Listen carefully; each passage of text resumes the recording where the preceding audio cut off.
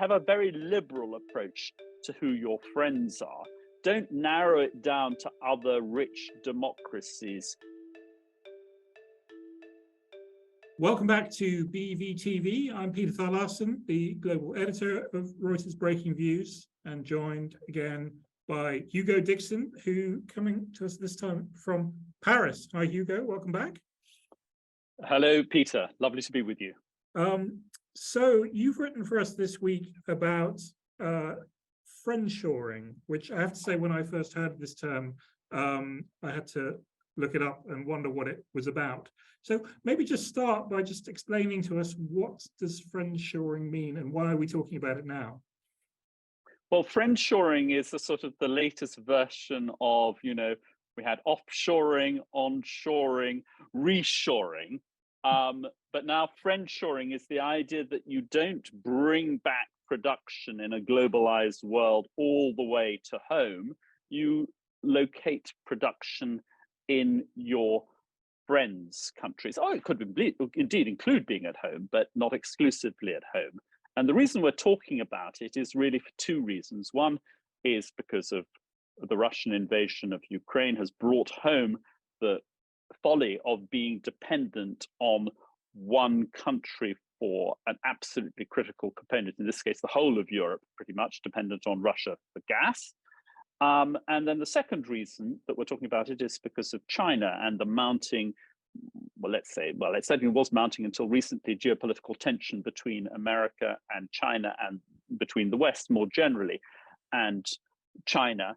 And the fear that in America particularly, but also in Europe and in parts of rich Asia, that their economies could become similarly dependent on China, in this case not on gas, but even during the pandemic, we saw this situation where it was even getting hold of basic supplies from China, not because of any geopolitical tension, but also we've seen now in the zero COVID policies and the backlash against them in China, this is disrupting a lot of supply chains.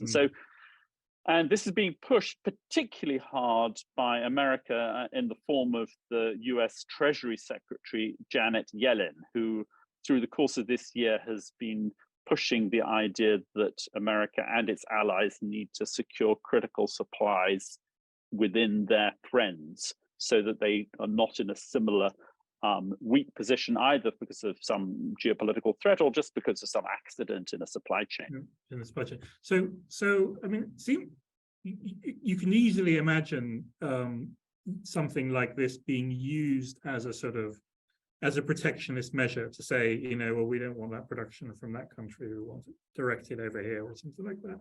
So, I mean, you've been thinking about this. I mean, let me get this right. I think if I understand you correctly, you think basically this could be quite a good idea, but it needs to be done in a particular way. So can you explain that a bit? Yes, yeah, indeed. So I have two basic principles. One is, don't use it as an aggressive tactic to attack China. Use it as a defensive, sensible mechanism to make sure you don't have all your eggs in one basket.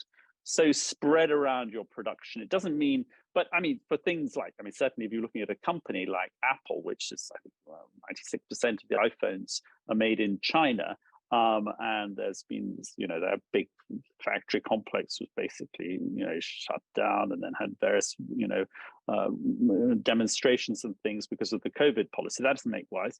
But also something like solar panels. 80% of the world's manufacture of solar panels is in China. So that doesn't mean, in my view, dial it down, but you don't need to go all the way to zero.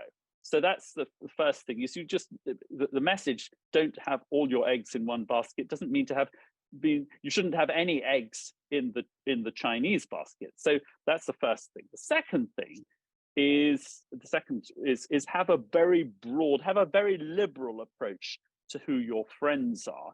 Don't narrow it down to other rich democracies.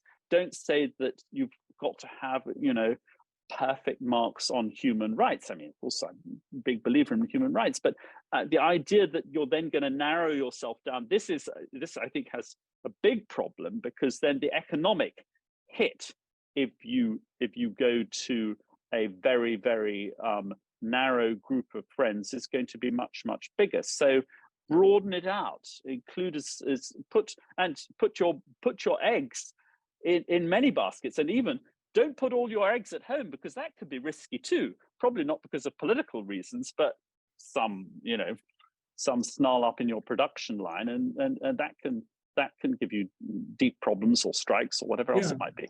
Well, because I mean, the definition of friends is interesting. I mean, I think you could even go back and say, well, look at China. I mean, there was a time when the US was encouraging China to join the World Trade Organization, trying to bring it into the global system.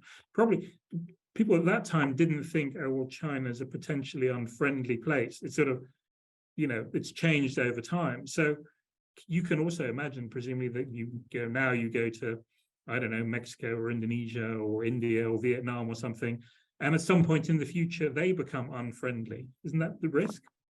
Well, that is a risk if you put all of your eggs in the India basket, or all of your eggs in the Indonesian basket. But again, if you stay with the basic principle of spread your eggs around, so coming down, I mean, indeed, Apple has actually got an iPhone factory in India.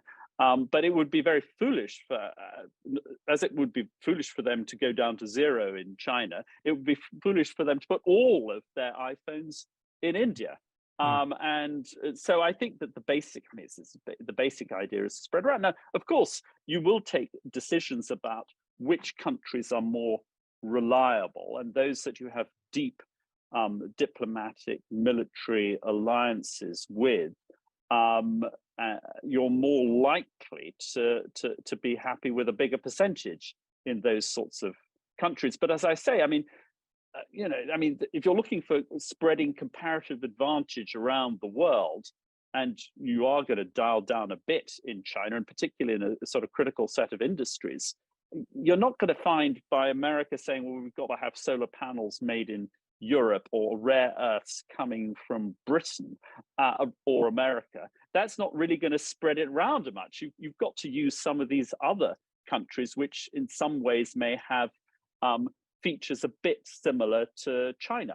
Yeah, there is. I mean, just a final thought on this. I mean, I guess one result of all of this, and this, I guess, we've been talking about this through the pandemic, is that the world becomes a bit less efficient, doesn't it? I mean, obviously, it is more efficient if you're producing most of your iPhones from a factory in southern China. If you have to spread it around, that means more costs and more stock and more complexity. So that presumably is partly the cost of all of this.